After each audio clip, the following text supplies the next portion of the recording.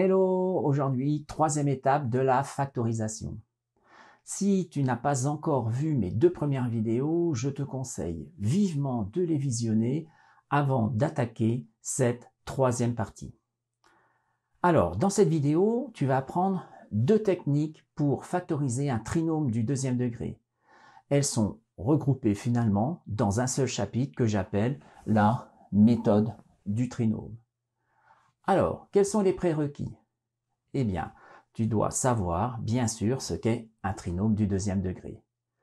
C'est une expression polynomiale de la forme ax au carré plus bx plus c, où a, b, c sont des coefficients appartenant à l'ensemble des réels. Je vais te montrer deux façons de factoriser ce genre d'expression. Tu es prêt? Alors, c'est parti! Avant de passer au premier exemple, j'aimerais revenir sur l'expression générale du trinôme, qui est de la forme ax2 plus bx plus c. Eh bien, pour factoriser ce genre d'expression, il faut considérer deux cas. Le cas où a est égal à 1 et le cas où a est différent de 1. Alors, on va déjà étudier le premier cas où a est égal à 1. Alors, cette expression devient quoi? Eh bien, elle devient, si a est égal à 1, elle devient, bien sûr, x2 plus bx plus c. Eh bien, ce genre d'expression va pouvoir se factoriser de la forme suivante. C'est égal à, j'ouvre deux parenthèses, x, je mets x ici, plus, et je vais ici mettre deux nombres, d et e. J'aurais factorisé cette expression si je trouve bien sûr la valeur de d et de e. Alors comment le faire? Eh bien, on voit que lorsque je vais finalement redévelopper mon expression factorisée, qu'est-ce que ça va donner? Eh bien, ça va donner la forme suivante. C'est égal x par x, x au carré, x fois e plus xe, la même chose, d fois x, plus dx, plus de. Je vais pouvoir regrouper mes deux valeurs concernant x, et ça va me donner x au carré plus e plus d, x plus de. Et finalement, qu'est-ce que je dis? Je dis que mon expression ici est égale, si et seulement si, les coefficients de mes deux expressions développées sont égaux. Cela veut dire que, ici, j'aurai b qui est égal à la somme de d et e, d plus e, et c, c'est égal au produit de d fois e. C est égal à d fois e. Alors, qu'est-ce que ça montre? Eh bien, ça montre quoi? Que j'aurais trouvé mes nombres d et e lorsque j'aurais résolu les deux petites formules ici, c'est-à-dire que la somme des deux nombres ici est égale au coefficient b de l'expression et le produit de d fois e est égal au coefficient c. On va passer tout de suite à un exemple concret. Alors, si je te demande de factoriser l'expression suivante. x2 plus 5x moins 6 égale. Ici, bien sûr, je suis dans le cas a égale 1. Alors je sais quoi? Je sais que mon expression, elle va pouvoir se factoriser de la forme x plus d, facteur de x plus e.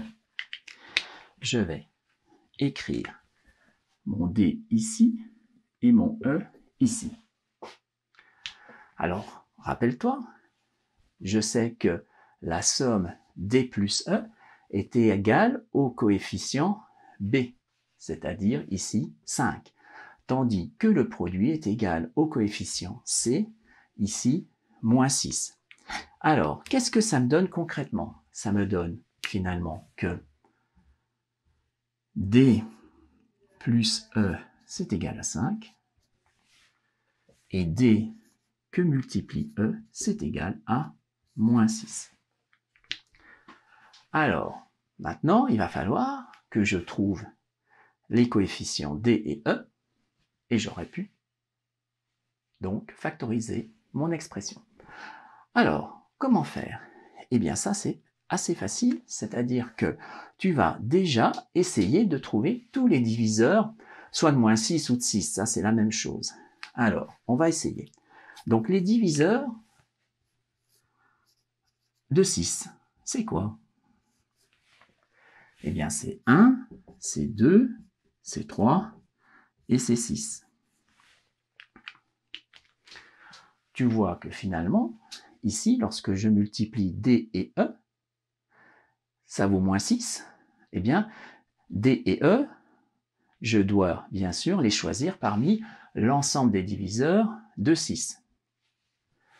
Alors, on va essayer de faire des couples de nombres que lorsque je les multiplie, ça fait 6 ou moins 6. Là, dans notre cas, il faut trouver moins 6. Alors, j'ai finalement le premier couple ici, 1, 6, et le deuxième, 2, 3. Donc, finalement, quels sont tous les couples que je peux énumérer que lorsque, finalement, je les multiplie, ça fait moins 6? Eh bien, j'en ai deux, c'est-à-dire j'ai le couple soit moins 1, 6, je vais les écrire ici, j'ai le couple moins 1, 6, mais aussi j'ai le couple moins 6, 1. Donc, moins 6, 1. J'ai aussi donc, pareillement, pour 2 et 3, soit moins 2, 3, moins 2, 3, ou alors, eh bien, j'ai moins 3 et 2. Et je vais voir un peu ce qu'il en résulte dans mon expression. Alors, je vais commencer, on va dire, par le couple moins 1, 6. Alors, je regarde, moins 1, 6. Qu'est-ce que ça fait? Eh bien, je fais moins 1, 6, donc d fois e, ça marche, ça fait moins 6. Et là, je fais moins 1, 6 pour d plus e, ça marche. Donc, finalement, j'ai tout de suite trouvé le couple DE qui marche. Bon, si j'avais commencé par exemple par les autres, ben, j'aurais vu que je ne pouvais pas finalement, en ajoutant les deux termes du couple, arriver à 5. Moins 2, 3, plus 3, ben, ça fait 1, moins 3 plus 2, ça fait moins 1, et moins 6 plus 1, ça fait moins 5. Donc j'ai trouvé relativement rapidement mon couple qui marche. Donc finalement, mon expression factorisée est x moins 1 que multiplie x plus 6. Et je souligne le résultat. Et pour être vraiment sûr, je peux encore vérifier en redéveloppant l'expression que j'ai trouvée pour arriver finalement au trinôme initial. Je regarde. X fois x, x2, x fois 6, 6x, moins 1 fois x, moins 1, x, donc ça fait moins x plus 6x, 5x, et moins 1 fois 6, moins 6. J'ai bien trouvé ma factorisation. Un deuxième exemple. Alors, on va prendre un deuxième exemple. Ok. Alors, je vais te proposer l'exemple suivant. x2 plus 17x plus 72 égale. Je vois que je suis toujours dans ma somme produit parce que j'ai mon coefficient a qui est égal à 1. Donc, je vais savoir comment factoriser cette expression. C'est-à-dire que cette expression se résume à la factorisation suivante, x plus d que multiplie x plus e. Le but, c'est toujours de trouver les coefficients d et e. Comment faire? Eh bien, c'est assez facile. On va s'occuper du 72. Rappelle-toi, dans l'exemple d'avant, on devait trouver tous les diviseurs du produit D fois E. Alors, comment on peut faire? 72, il y a quand même pas mal de diviseurs. Entre 1 et 72, il y en a quand même un certain nombre. Alors, pour aller plus vite, parce que je te rappelle que, imagine, tu es en test, tu es limité avec le temps, donc il va falloir que tu t'actives. Alors, un conseil que je vais te donner, c'est tout de suite t'occuper du 72. Tu sais que 72, c'est le résultat de D fois E. Dans les livrets, tout de suite, 72, c'est quoi? Eh bien, c'est 9 fois 8. Donc, tu dis, ok, peut-être que 9 fois 8, D égale 9, E égale 8, ça pourrait marcher. Et tu vois si c'est effectivement le bon résultat. On y va. 9 fois 8, 72, ça marche. 9 et 8, 17. Tu as tout de suite trouvé la factorisation qui est égale à x plus 8 multiplié par x plus 9.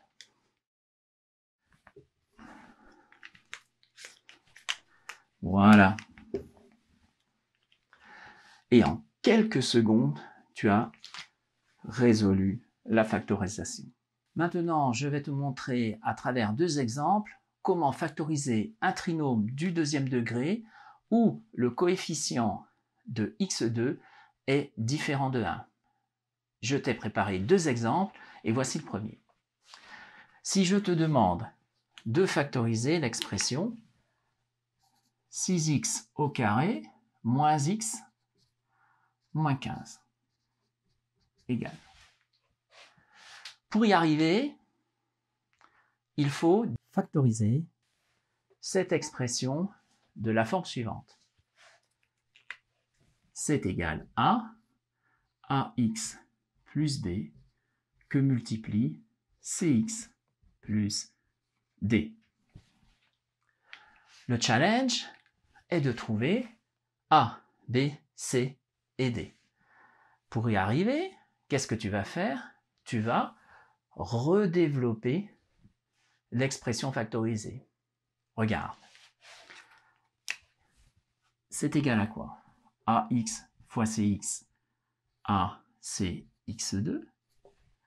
ax fois d plus ad, x. b fois cx plus b, c, x. Et b fois d plus bd. Je vais regrouper mes deux termes en x. Ça me donne ac x au carré plus ad plus bc, entre parenthèses, ad plus bc que multiplie x plus bd. Pour pouvoir dire que cette expression est égale au trinôme de départ, je dois finalement écrire que le coefficient de x2 ici est égal au coefficient de x2 de mon trinôme. Pareil pour les autres coefficients. Ça me donne quoi? Ça me donne que finalement, j'ai quoi? AC est égal à 6. A multiplié par C égale 6. AD plus BC, c'est égal à moins 1. AD plus BC est égal à moins 1. Et puis pour terminer, B fois D, c'est égal à moins 15. B fois D, c'est égal à moins 15. Voilà, j'ai finalement 3 équations liant mes termes A, B, C et D. Et maintenant, le but, c'est de trouver A, B, C et D, et ainsi pouvoir factoriser mon trinôme. Alors, qu'est-ce que je sais? Je sais que A fois C est égal à 6. Finalement, A et C font partie des diviseurs de 6. Je vais les noter. Alors, diviseur de 6, c'est quoi? Diviseur de 6, c'est égal à quoi? Bon, il n'y en a pas beaucoup, il y en a 4. C'est 1, 2, 3 et 6. Je fais quoi aussi? Je m'occupe maintenant de B fois D. Je sais que B fois D, c'est égal à moins 15. Donc, je vais lister l'ensemble des diviseurs de 15 ou de moins 15. Alors, les diviseurs de 15 ou de moins 15, c'est égal à quoi? Eh bien, j'ai 1 aussi, j'ai 3, j'ai 5 et j'ai 15. Voilà, j'ai posé toutes les conditions pour A, B, C et D. Maintenant, pour arriver à déterminer ces 4 nombres, je vais faire une première hypothèse. Je vais dire que, finalement, AC égale 6, c'est peut-être A égale 1 et C égale 6. On essaye. Alors, je dis ici, A égale 1 et C est égal à 6. Qu'est-ce que ça donne pour mes deux autres équations? Alors, ça me donne quoi? Ça me donne D plus 6B, c'est égal à moins 1. Et là, j'ai toujours B fois D, c'est égal à moins 15. Donc, du coup, j'ai un système regroupant D et B tel que D plus 6B est égal à moins 1 et B fois D est égal à moins 15. Eh bien, je vais essayer à tour de rôle, si je prends par exemple B est égal à 1, qu'est-ce que ça fait pour mon D, etc., etc. Et je vais essayer de trouver un couple de nombres qui pourrait marcher. On y va. Alors, si par exemple je prends B est égal à 1, ça me fait quoi? 6 fois 1, ça me fait 6. Je passe de l'autre côté, ça fait moins 6. Moins 6 moins 1, ça fait moins 7. Donc moins 7, c'est pas un diviseur de 15 ou moins 15, donc ça marche pas. Je continue. Si je prends cette fois-ci moins 1, 6 fois moins 1, ça fait moins 6. Je passe de l'autre côté, ça me fait 6. Ici, ça me ferait 5. Donc D serait égal à 5. Mais 5 avec moins 1, ça fait pas moins 15. Ça marche pas. Je continue. Je fais 3. 6 fois 3, 18. 18, je passe de l'autre côté, moins 18, moins 1, ça fait moins 19. Ça marche pas. Je prends moins 3, 6 fois moins 3, moins 18, ça ferait moins 18. Je passe de l'autre côté, ça fait 18, 18 moins 1, ça fait 17, 17 avec le moins 15, ça joue pas.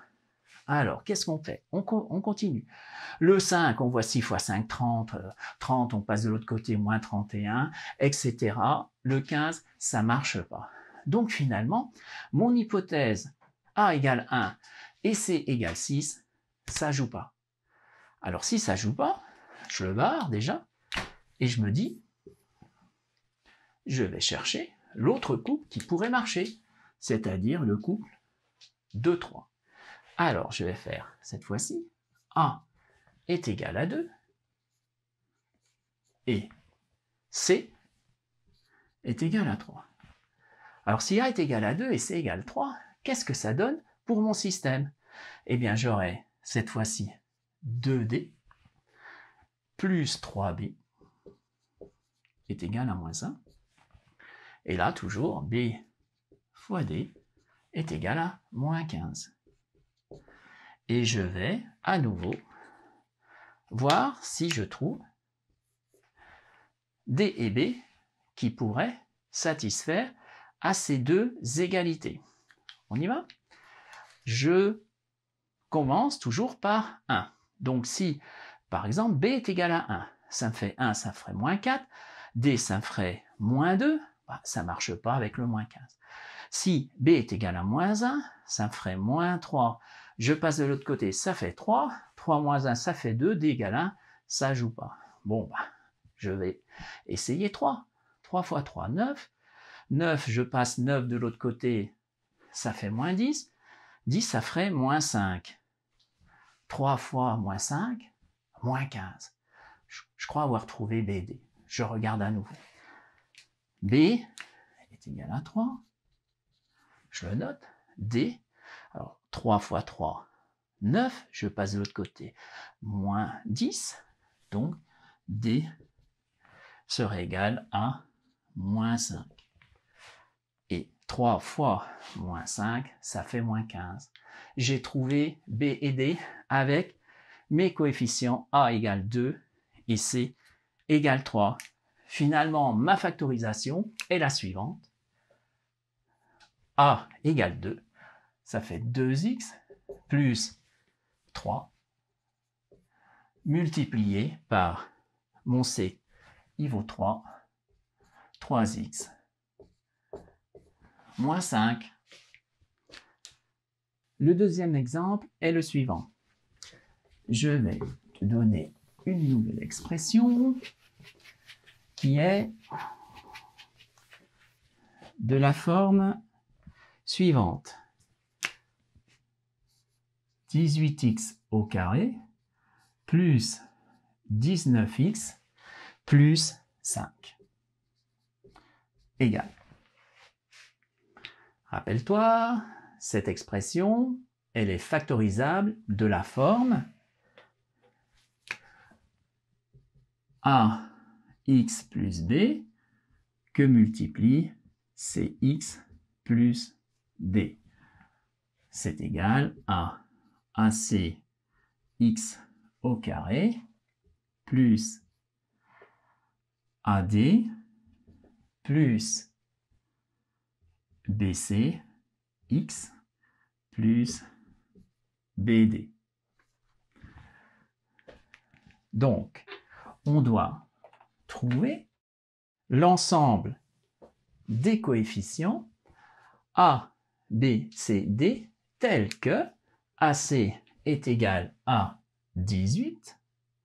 Alors, je vais mettre A.C égale 18. AD plus BC est égal à 19. AD plus BC, c'est égal à 19. Et puis, B fois D, c'est égal à 5. B fois D, c'est égal à 5. On va maintenant chercher les diviseurs de 18 et aussi les diviseurs de 5. Alors, on a quoi? Eh bien, les diviseurs de 18, c'est quoi? On a 1, donc ici on a 18. Qu'est-ce qu'on a? Après on a 2, ici on a 9, ici on a 3 et 6. On en a 6. Diviseur de 5, diviseur de 5 égale 1 et 5. On doit former l'hypothèse telle que lorsque j'ai A fois C égale 18 ou B fois D égale 5, eh bien on a effectivement la factorisation demandée. Maintenant, l'hypothèse, je pourrais dire A fois C égale 18, je pourrais prendre 1, 18, regarder par rapport à BD, après 2, 9, après 3, 6. Mais ça me ferait pas mal d'hypothèses.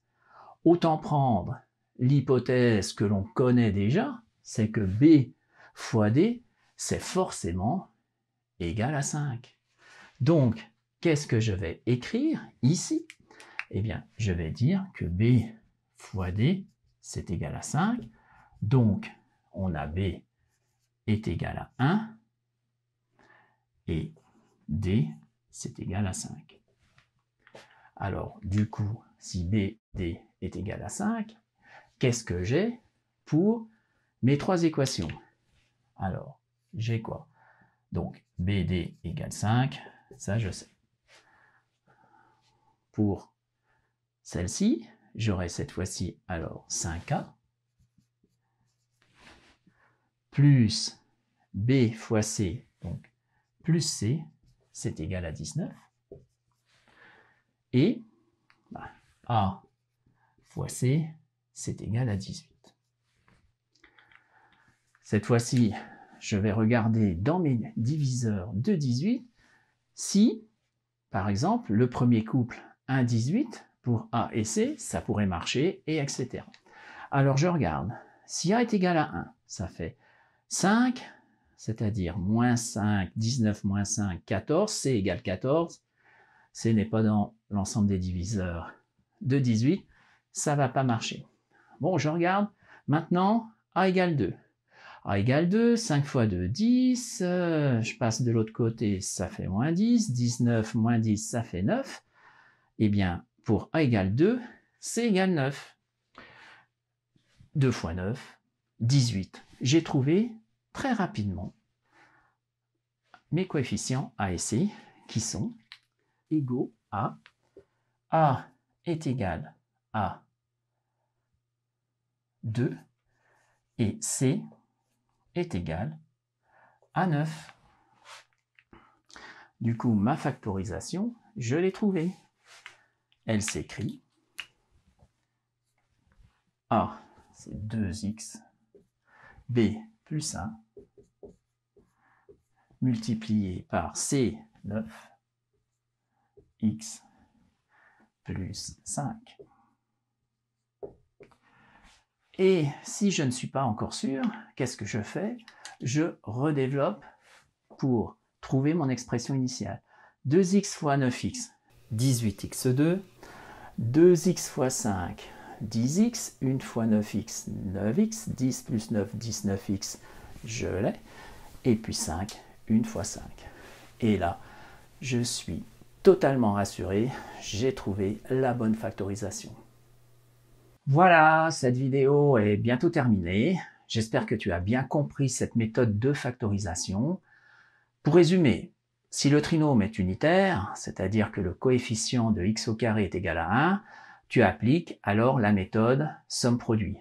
Et si celui-ci est différent de 1, tu appliques alors la méthode du trinôme non unitaire, que l'on appelle parfois aussi la méthode du tâtonnement.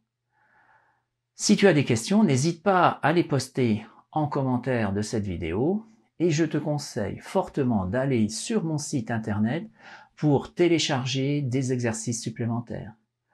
Dans une prochaine vidéo, je vais te montrer comment factoriser n'importe quel trinôme du deuxième degré grâce à une méthode qui marche tout le temps. Alors, abonne-toi maintenant pour ne rien rater.